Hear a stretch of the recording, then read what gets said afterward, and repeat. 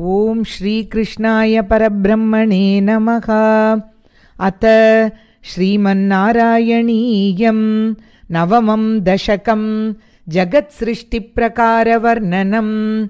स्थितस्त कमलोद्भवस्तव हि नाभिपङ्केरुहे कुतस्विदिदम्बुदा उदितम् इत्यनालोकयन्। तदीक्षणकुतूहलात् प्रतिदिशं विवृत्ताननः चतुर्वदनतामगात् विकसदष्टदृष्ट्यम्बुजाम्।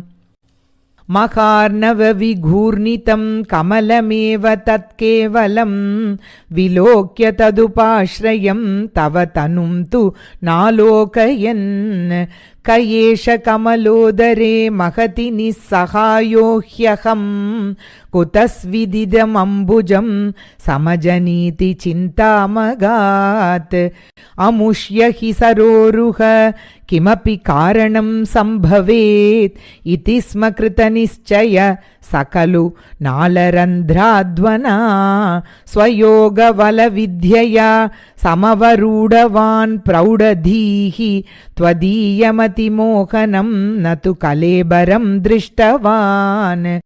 ततः सकलनालिका विवरमार्गगो मार्गयन् प्रयस्य शतवत्सरं किमपि नैव सन्दृष्टवान्। निवृत्य कमलोदरे सुखनिषण्ण एकाग्रधीः समाधिबलमादधे भवदनुग्रहैकाग्रही। शतेन परिवत्सरै दृढसमाधिबन्धोल्लसत् प्रबोधविशदीकृत सकलु पद्मिनी सम्भवः। अदृष्टचरमद्भुतं तव हि रूपमन्तर्दृशा व्यचष्टपरितुष्टधी भुजगभोगभागाश्रयम्। किरीटमकुटोल्लसत् कटकहार केयूरयुग मणिस्फुरितमेकलं सुपरिवीत पीताम्बरं। कलाय कुसुमप्रभं गलतलोल्लसत् कौस्तुभं वपुस्तदयि भावये कमलजन्मने दर्शितं। श्रुतिप्रकरदर्शित प्रचुरवैभव श्रीपते हरे जय जय प्रभो पदमुपैषि दिष्ट्यादृशोः।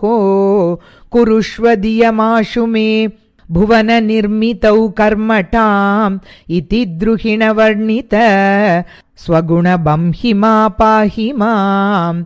लभस्व भुवनत्रयी रचनदक्षताम् अक्षताम् गृहाणमदनुग्रहं कुरु तपश्च भूयो विदे।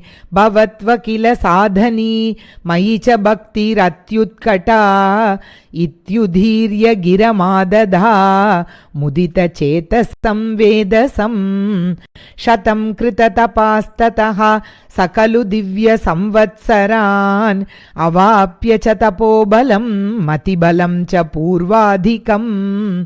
उदीक्ष्य किल कंपितं पयसि पंकजं वायुना भवद्बलविजृम्भित पवनपातसी पीतवान्। तवैव कृपया पुनः सरसिजेन तेनैव सह प्रकल्प्य भुवनत्रयीं प्रववृते प्रजानिर्मितौ।